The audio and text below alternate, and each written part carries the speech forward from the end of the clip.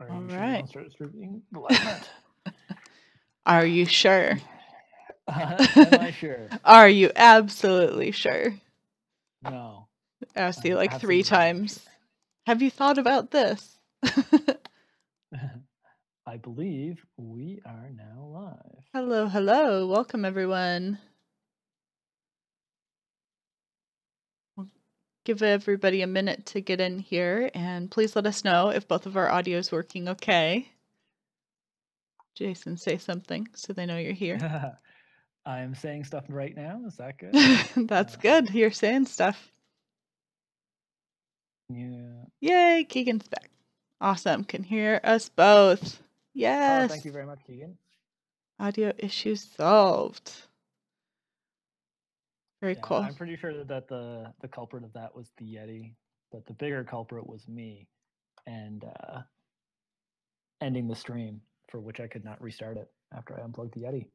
Yeah, I've actually been hearing that OBS has been freezing up on a couple people. So I don't know, maybe it was like the last patch that OBS did or something like that. Got a bit wonky. Yeah, we definitely had like another issue happen concurrently, but the audio, I think, was entirely my fault. Well, every time we stream, we learn a little bit more about how finicky audio is and OBS is. So It's true. Tad lower for volume. Jason may be a tad lower on the volume side, especially compared to Dawna. I can lower my input in my headset, so it's not as loud, and then you guys could balance it out on your end, maybe. How's that? A little better? Jason, can you say something? Yeah. Like you sounded fine on my end. Yeah, I think it's through the stream, though. Yeah. Trying to balance it out in OBS here. Okay, cool. Sounds good. All right. Well, welcome everyone to the second edition, version 2.0 of our social presence chat. And I guess I'm going to actually paste the link for the slides that we're kind of working off of into chat here for anybody who wants to grab it. Oh, remove any web addresses and try again. Can you not post links in YouTube? I don't have permission. I'll send that to Jason and he's going to post that for you, actually. Sign in. While he's doing that, I guess I can proceed. My name is Dawna Minnis. For those of you who do not know me, I'm an independent instructional designer working on a couple different projects right now, but kind of quieted down for the end of the year, as I'm sure things hopefully are for most of you guys as you finish up finals. And while we're getting all set up here, feel free to type into chat, and if you guys want to share where you're joining the course from, and maybe how you learn outside of a course or program. Just type your responses into chat for us. And if you haven't used YouTube like this before, you might have to just go and create a channel. It's not like locking you into like having to create YouTube content or anything like that. You just need to have that in order to post in the chat.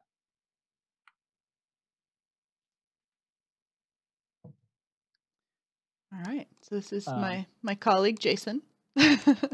So I'm Jason Hogan. I'm an e-learning instructional designer here at the University of Prince Edward Island, which is Canada's smallest province, if you don't know us. But we're a small but mighty little island in that we have a couple of cool people. If I just like myself in amongst them, famously, we have Dave Cormier, the infamous coiner of the term MOOC here, who I used to work under. And then,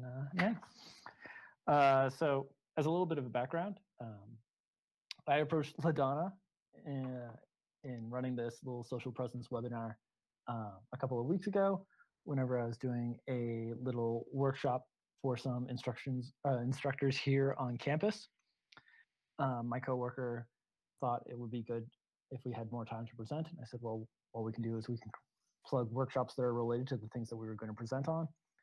And one of the elements of the workshop that we were running, which was what does good online teaching look like, was this component of social presence. So I was like, well, I'm not doing anything about social presence. Maybe one of my pedagogy friends wants to run a workshop session. And then I reached out to Dawna, who replied 1 minute later. And was it really 1 minute? I'm like, yes, definitely. It was like 2 minutes at tops. It was fast. It All right. Really fast. Well, jump on it. That was fortunate timing. I think I'm really excited I've been excited to explore this topic with you because I think, you said good online teaching, but I've always thought like good online teaching is just good teaching. And the principles that drive that are transferable to both spaces. So I'm really excited that we're taking time to kind of explore this and dig deeper. And that being said, I guess I'll go over our goals for this webinar, aka learning objectives, if you will. Oh, Megan says hi. Cool. Yeah, Megan's one of the librarians that works here at the University of Prince Edward Island, so it's good to have her here. She's taking some courses in, I don't know if it's instructional design specifically, but definitely some education style courses with the focus on instruction. Okay. So glad to have you. Cool. So we kind of went over a few different approaches to the topic of social presence, and we kind of came up with these 4 themes. And what we did is we kind of reworked these themes into objectives that we kind of felt like we wanted to focus on for this webinar. So we want to kind of collectively reflect, and we really want you guys to participate and type into chat and interact as much as possible. I certainly don't want to talk the whole time, and I don't think anybody wants to listen to me talk the whole time. So first and foremost, we want to talk about your strategies for building trust in a class. And we kind of talked about that as the foundation for kind of activating social presence. If you don't have that trust built up in your class, you can kind of run into some challenges. And following building trust, kind of encouraging curiosity and growth and embracing the community as a community of inquiry where you're exploring new ideas together and sharing kind of findings and knowledge between each other and kind of collectively defining and refining information and what you know to be true, we'll say. Third, we want to continue to encourage learners to take ownership in their communities. So thinking about how we do that as instructors and how we empower our learners to take ownership of their own learning, but also their own learning communities and foster relationships with each other and kind of that will eventually transcend the course, which brings us to our objective number 4.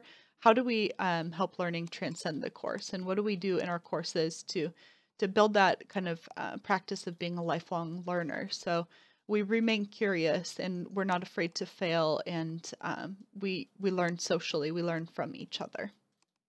Okay. So with that, I'm going to pass it on over to Jason here. So here we're going to have to ask, what the heck is social presence? That's the topic for our session, is looking at social presence for the online class. And in order to start here, we have to talk about the community of inquiry model. So if we want to move to the next slide. I have a question for chat, actually. One of my favorite kind of philosophical activities is to come up with a definition of something without looking at a dictionary or something like that. So if you guys have an idea in your own words about what the heck is social presence, if you want to type those responses in chat, I'm kind of curious like what you guys have to on your mind, or like what you kind of gear toward before we get into the full breakdown or give you any official definitions. Yeah, that's a good idea. Yeah, hopefully we'll get some responses in chat. Then move on here while we're waiting for a few people to tell us what they think.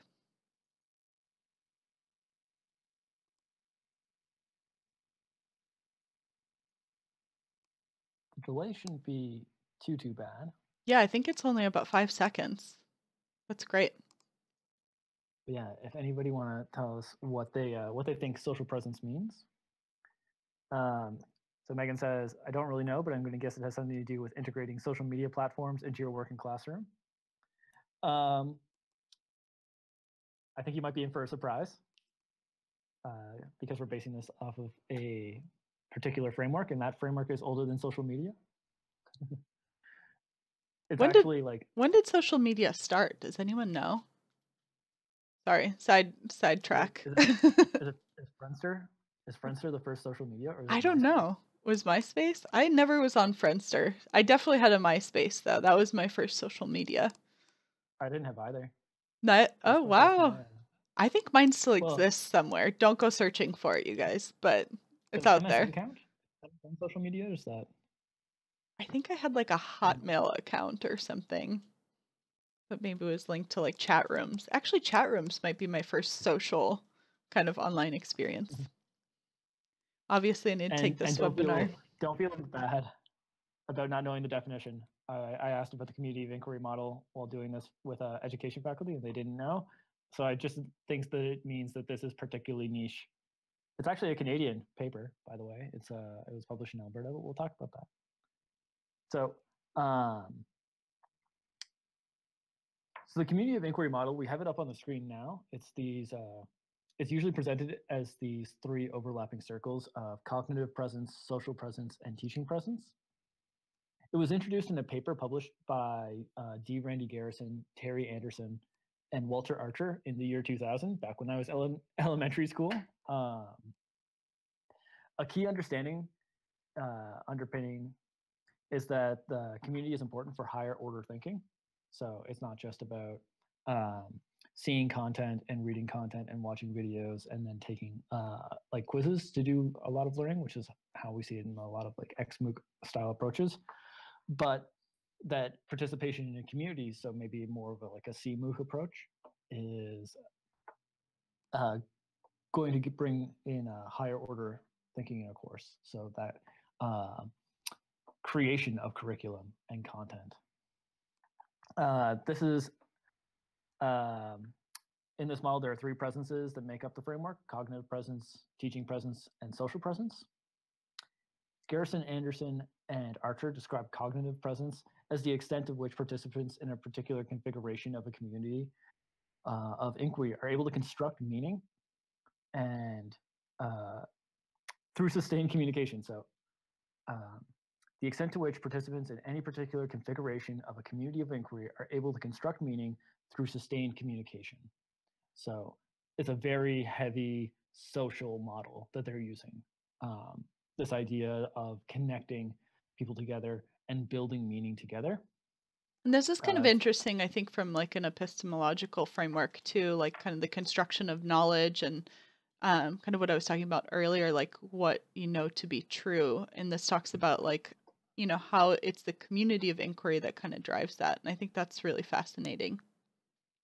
Yeah, it's kind of interesting because it's not like it doesn't really like leave room for like a kind of like enlightenment style approach of like self-reflection without some aspect of the community there. Yeah.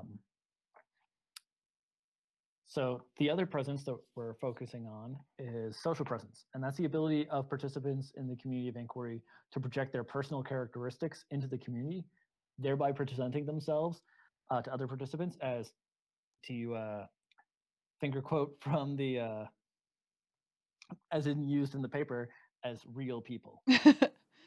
And Keegan had kind of his own word definition: the extension of ourselves in ever-present mediums. I like that, ever-present. Yeah, so that's getting at what Garrison, Anderson, and Archer are looking at. This projection of yourself into this community, connecting this mostly online community with the real you as a real person. Yeah. So the extension of ourselves in ever-present mediums. So that's kind of cool because like there's like that like asynchronous aspect to that too. Yeah, definitely. And then just to fulfill like the third model, we have teaching presence, which is described as the design and facilitation of education experience. The authors note that the teaching presence isn't limited to course instructors, but any participant in the community of inquiry. So any element, right? yeah. So it's more like the content and like the delivery of information and more like the, I'll say like tangible. More so that it's not a flow of entirely just from teacher to students, but also students to students, student to content, and student to teacher. Yeah. You can have a lot of different relationships that facilitate the exchange and construction of knowledge. Yeah. Okay. So, I advanced us here. So the next slide is like how I kind of think about it. So I often see it as like this very Celtic Venn diagram, but in this pyramid kind of approach, in the paper they talk about how the teaching presence, particularly the design and the facilitation of the teaching presence, offers the support for the social presence. So a place where students feel that they can present themselves as real people, where they feel safe to do so, where they're encouraged to do that, where they can see with others that others are putting themselves out there so that they can engage as well. And then from that social presence supports the cognitive presence so that the students are able to come together and actually form a cohesive community to construct meaning and learning together. Awesome. So I'm going to talk a little bit about why we're talking about social presence, and why social presence even matters, or it's worth having, kind of a workshop or a chat about. And first and foremost, intrinsically, schools and places of learning are social places. Then learning is a social process, right? So students don't learn alone, but rather in collaboration with their teachers, in the company of their peers, and with the support of their families as well and friends. And social emotional learning is the process kind of by which we learn to recognize and manage our emotions and care about others, make good decisions, behave ethically and responsibly, and develop positive relationships and avoid negative behaviors. And social presence kind of serves as the connector between that teaching presence and cognitive presence. So, when we looked at the pyramid, let's go back just one. Oh, just kidding. We're not going to do that. Social kind of is the bridge between that teaching presence and then the cognitive presence. To get to that level when we're constructing kind of meaning and constructing that knowledge together as a community, we need that social presence to kind of activate that cognitive presence. And finally, there's kind of this need to address the social emotional challenges that can interfere with student success. So when you put extra thought into social presence in your courses, you're also hopefully kind of bolstering your student success at the same time. And any challenges that kind of interfere with students' ability to connect and perform in school is really critical to think about. Issues such as discipline, disaffection, or lack of commitment, alienation, or even dropping out really limit success in school and even lead to failure. So in a more social kind of environment, the student has more support networks that they can reach out to, and it's not, just kind of this online class. These are other people that they're learning with, and I find a lot of motivation from my peers and from friends too. So I really kind of identify with that philosophy. So I touched on it in like an online environment. I find that having a community keeps me coming back to a course. I think about like the courses that I've taken alone versus the courses where I've had at least like a friend taking the course concurrently. Yeah. And how much I got through that online course before I like got bored, or before like whether or not I went through the entire course completion, or whether I dropped out early on as well. Yeah, definitely.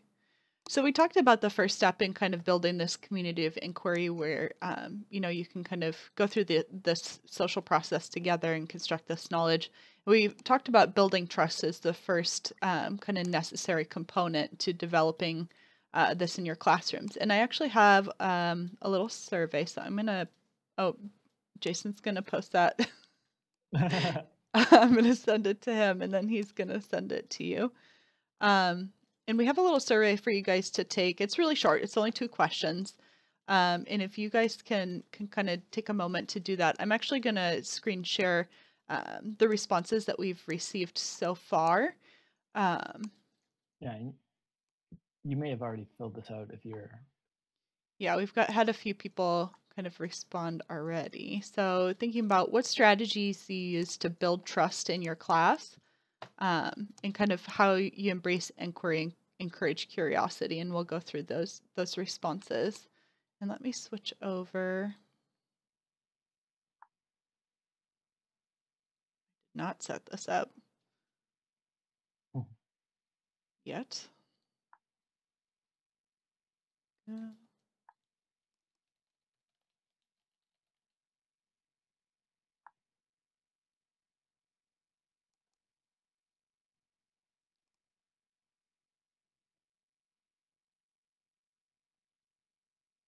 Just pop this over here. It's big enough so we can kind of see the responses anyway.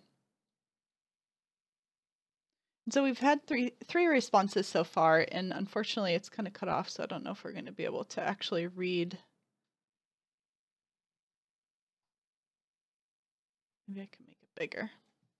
One moment. We can't. Okay, so it doesn't show you the responses there, but you guys will see them. So outline communication etiquette at the start of the course experience.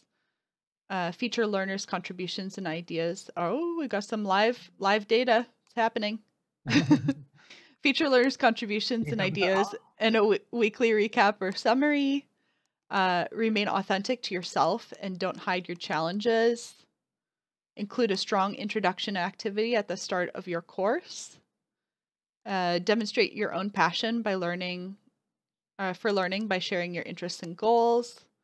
Reserving time for personal stories and experiences. And these, by the way, these potential responses were all sourced from our personal learning network, Pedagogy. So we kind of had discussions in our Slack community about, what strategies they had kind of used. And we were curious, like, what are the most commonly used ones? So although we don't have a whole lot of data right now, it looks like, a lot of people are featuring learners' contributions and ideas in weekly recaps or summaries, which makes me really excited. And I think that is something really small that an instructor can do, particularly in a online course, is kind of look through the discussions that happened in the previous week at the beginning of each new module or whatever it might be, and kind of look at the contributions from the community in the discussion board and call attention to those and kind of reflect on them and share a little bit more about them or continue that conversation, which is great.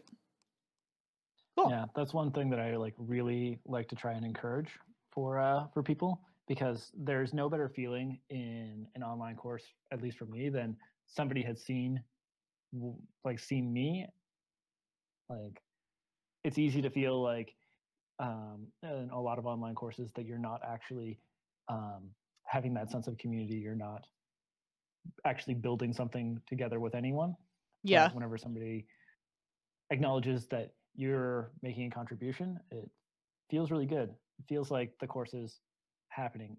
The other nice thing is that it can help keep people kind of like moving through content at about the same pace, which if you're having like a synchronous course can be really important as well. Or like if you totally spaced on last week's reading and you need like a little like recap summary, that is and that's happened to me. So we have busy weeks sometimes. Like, we know everybody's got something different going on, and if the instructor is able to say like, hey, this is a really important point that this person called out, like, let's explore that idea more, I'm like, oh yeah, I totally looked over that in my readings, and that can be really valuable.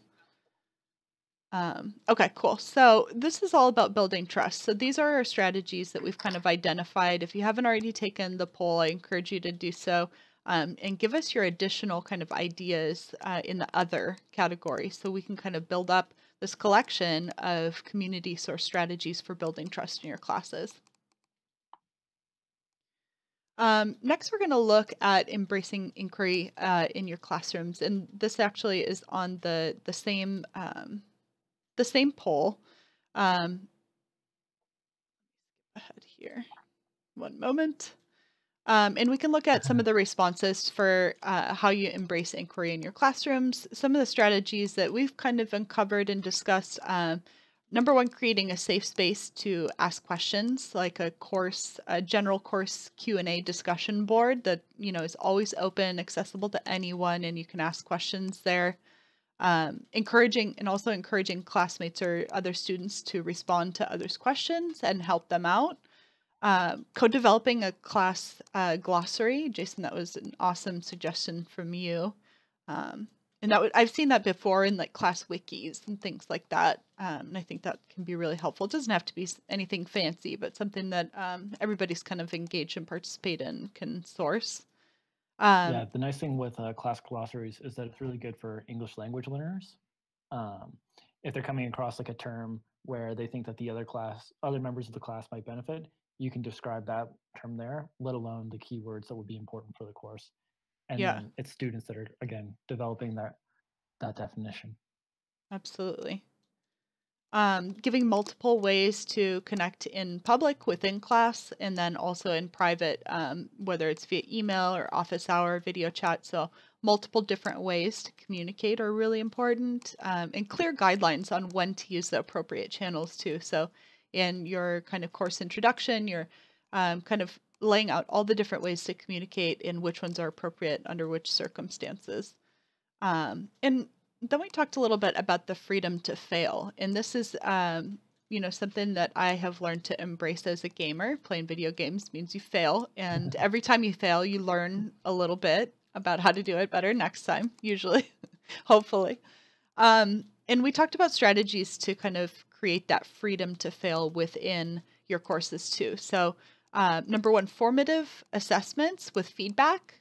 But no grades. So you can kind of give that opportunity to give critical feedback before it becomes like a real issue that might be discouraging. Or let's say you do give grades, or it's a portion of your final grade for the formative assessment. You might become discouraged or disparaged to continue because you didn't do as well as you thought, and really focus on it being about the feedback, whether that comes from the instructor or whether that's peer reviews coming from other learners, whatever it might be.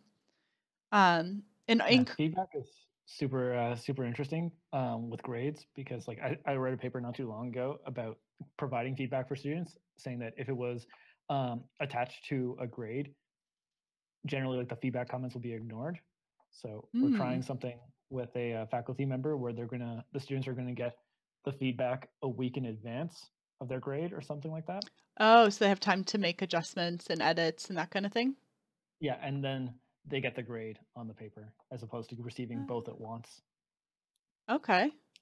Yeah, that's really interesting. If anybody has any other suggestions for that, yeah, please let me know. Absolutely. And, encouraging healthy risk taking through prototyping activities. So, if you have a big project or something like that, having multiple opportunities to get feedback throughout it and change it and, kind of make adjustments as you go versus, having the final assessment be this big, scary thing. And really valuing innovation and creativity in assessment. So if you're using a rubric, you might want to think about how you might place value on doing something really unique or something really different or something that the instructor had never seen before, and kind of placing a value on it and really rewarding that kind of risk-taking too. Let's see what else we have. So another strategy is within community of practice. So sharing strategies and ideas within your community and responding to other ideas in the processes in a public forum. So an example of this is I worked on a module where the learners were asked to kind of formulate an initial hypotheses about something scientific, and they kind of posted their hypotheses. And then they had a discussion, responded to each other, and then they revised their hypotheses again based on their peers' kind of responses. And there were multiple iterations, but this all happened within a public kind of forum. So you have that. And when I say public, I mean public to the course. It doesn't have to be on Twitter or something like that. If it is, that's even more amazing. You can open to more feedback. And Keegan says, when I got feedback on graded items, I rarely cared since there wasn't any way to use the feedback in the short term with the grade already assigned. Exactly. Yeah. So, why are we even giving feedback then? Is it just to like put it in there? Is it really to help an idea evolve and grow and kind of foster this adventure, right? Yeah, I can see it as like a justification for like a mark or like, especially for deductions and that kind of stuff, where you Yeah. like the comma splice and that kind of stuff. But that's not, again, useful feedback. That's comments. Yeah. And then scaffolding in those new experiences. So if let's say you're using a multimedia project as the main form of assessment, like a final project, you want to do something cool, not just like a boring paper, or you want to open it up to like whatever the student chooses. Creating opportunities to use those tools earlier in assignments in a smaller way to kind of get more comfortable with them and kind of get used to them before you get to the final project or whatever it might be. All right, so we're going to move on to seating ownership, and I'll pass that over to Jason So here. for the next two elements, we decided not to cover them in our initial survey, but if you want to participate in the chat, we'd absolutely love to hear from you. The third element for building this community of inquiry is seating ownership. So you can't really have a community that is directed by one individual, especially whenever you have like the power differential between a teacher and a student. You can use that to seed a community. I think that it's important to have like that guidance at first, but kind of like a tomato plant. After it gets so big, it hopefully doesn't need the stand to help it grow anymore. So some of the strategies that we have here are for providing opportunity for peer-to-peer interaction for the most part. For example, you might want to use a jigsaw style approach in your course. And in a jigsaw style approach, students are divided into groups. Each individual student will get a topic that they're responsible for teaching to the team members of their group, and then they trade off, taking on that role of facilitator while still participating in this smaller group setting. And I've always heard like you don't really know if you know something until you have to explain it to someone else. So for me, the jigsaw approach is really great, and I definitely feel that. I think I feel more comfortable saying that I know something after I've had to explain it to someone else, and I've not entirely mumbled or stumbled my way through it.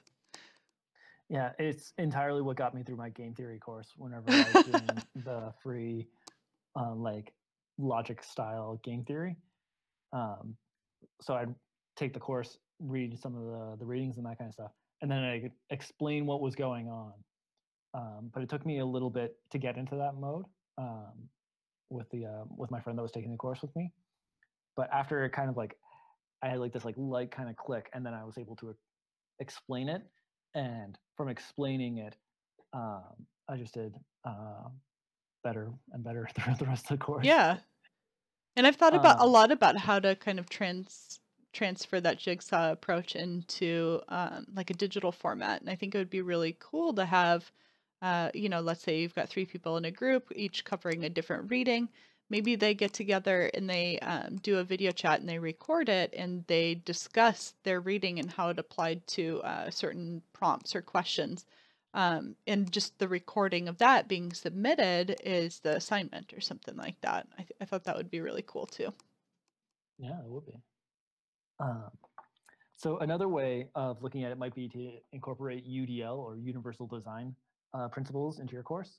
So in this case, we're looking at multiple means of action and expression. So ways that students can engage with the course, ways that they can participate in assignments, and how to best demonstrate their learning, especially if you're like looking at like a competency-based program. You might even want to build in ways for students to pitch their own topics and assignments. So there's a course here that used a learning contract where students on the first day told the instructor what grade they wanted to earn. And they basically picked from a list of a couple of like predefined assignments to build up to that grade. And it was kind of like pass and fail on each of these individual assignments. But the Okay. last possible assignment was pitch me, and it had a negotiable kind of value, but it allowed for the student to talk about like, oh, I wanted to do like a video project about inquiry and that kind of stuff. We also Yeah. have some really cool.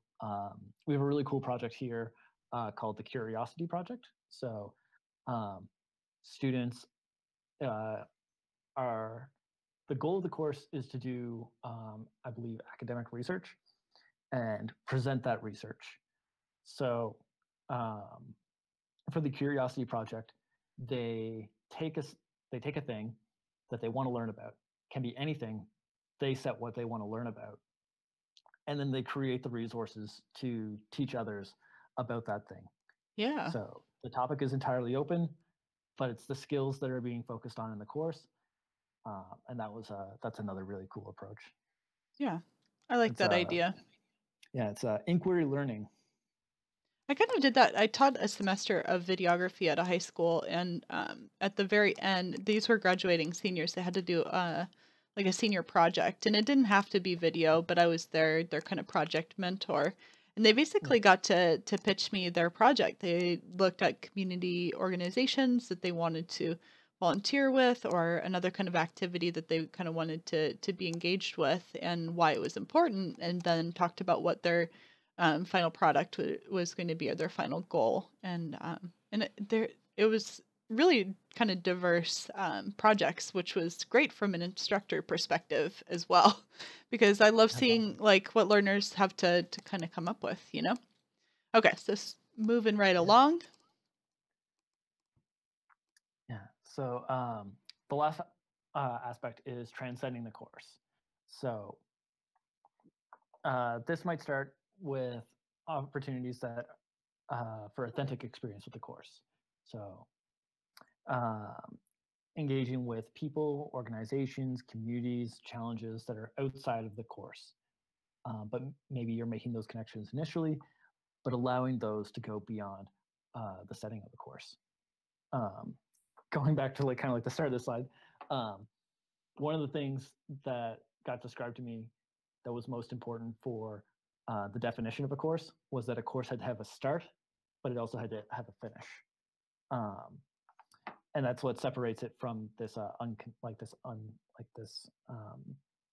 like other styles of learning, is that you have a beginning and you have an end. But you see these kind of like CMOOC courses like Rise of 15 where the community takes over. They still have end dates, but I don't know how rigid they are. But there's a point when the person facilitating that kind of course just turns it over to the community, and then they drive it. Yeah. So moving from the learner to being like a mentor to being a facilitator all within the same community would be ideal, right? Because then you're transcending the course, you're moving like to the kind of boundaries of the course as far as you can go. But then those connections and the relationships that you build inside that course or learning experience can continue. They don't have to stop within the course. Yeah, and exactly. You might help students turn the course into the community, into a personal learning network, modeling how do you use your personal learning networks, bringing in members of your personal learning network into the course. That was a goal for this higher level nursing course that we have here. It's a Master's of Nursing course. And we worked with an instructor where these nursing students were coming at these 5 different hospitals. And the goal was to get them creating this kind of community of practice where they were able to talk to their peers despite being spread out across our province. So what we did was we kind of focused on building this place where they could go and they could share ideas, and trying to make sure that they would use it and then build a habit of going there, so that after the course they have options to go and connect with each other. It was only recently, so I haven't been able to check in how much it's been used since, but that was something that I was really excited about to play a part in that. Yeah. Okay. Well, I think we are about ready to move on to our takeaways. And I wanted to kind of also look back. Actually, Jason, are you good to link that poll in chat for final reflections? Yeah, I got it in there. Okay, awesome. Thank you so much. So if you guys, You. wouldn't mind taking this last poll, we want to hear about some of your other ideas about seeding ownership and kind of transcending the course. Oh, Susanna is here. Developing connections and relationships that continue after the course is huge. Absolutely. And Susanna, like, I had class with Susanna, I guess like 3.5, 4 years ago now. It was, and we're Wow. still learning together, and still growing together, which is really cool. So just to kind of reflect, oh, is it not going to let me? Oh, hello. Nope, that's not what we wanted to do. Hold on, guys. Congratulations. Oh, it disappeared here. Let's just jump back to our goals. So I just want to look back at our goals again, and kind of recap on that really quickly as you guys are thinking about your takeaways. And we're pretty much married at this point. Yes, wifey. But our first kind of goal was to talk about strategies for building trust in your class. Second, we wanted to talk about strategies to encourage curiosity and embrace that community of inquiry model. Third, we wanted to encourage learners to take ownership in their own community. And finally, we wanted to discuss how to help learning transcend this course. So in the vein of transcending this webinar, we would really love it for you guys to fill out that poll, and we can continue our discussion kind of on Twitter using hashtag #PedagogMe. And let me jump back to loading the poll. Oh no, it doesn't exist. The poll doesn't exist. Oh no. Hello? Let me see if I can find another one. Here, hold on. Let me grab this link that I've got. Let's see if that one works, if you want to share that one.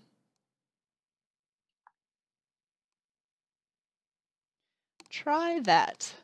But yeah, and so with the idea of transcending this kind of learning experience, this collective reflection, we definitely want to continue discussing this and talking about how creating... That one's also broken.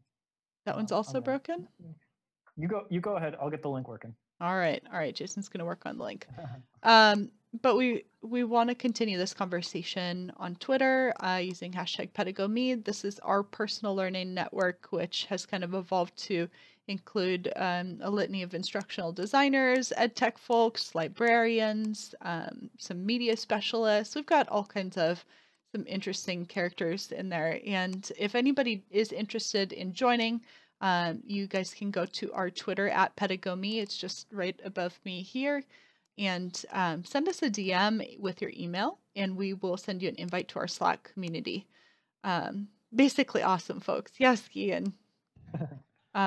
Very awesome, folks, especially since they helped us pre-populate our polls. Yes, absolutely. And come up with the ideas and strategies to really share. So really quick, does anybody have any questions? If you do, please put those in chat. Otherwise,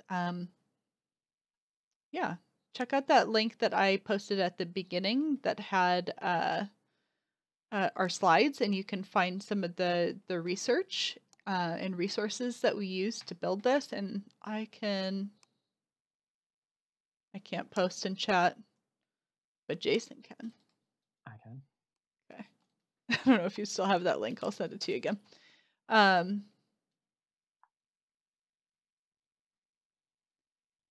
You guys can look on the slideshow there and find our resources and things like that, and everything's linked up.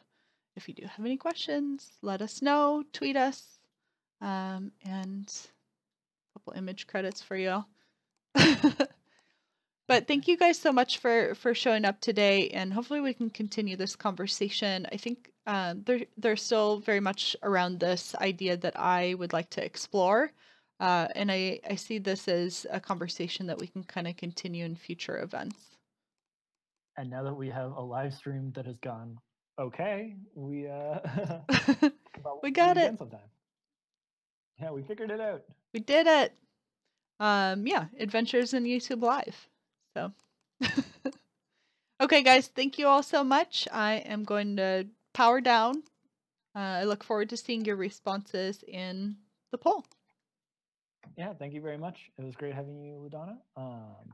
And we'll talk to you again soon. Thanks everybody for joining in the chat, and have a good winter break. Thanks for the invite. All right, stopping.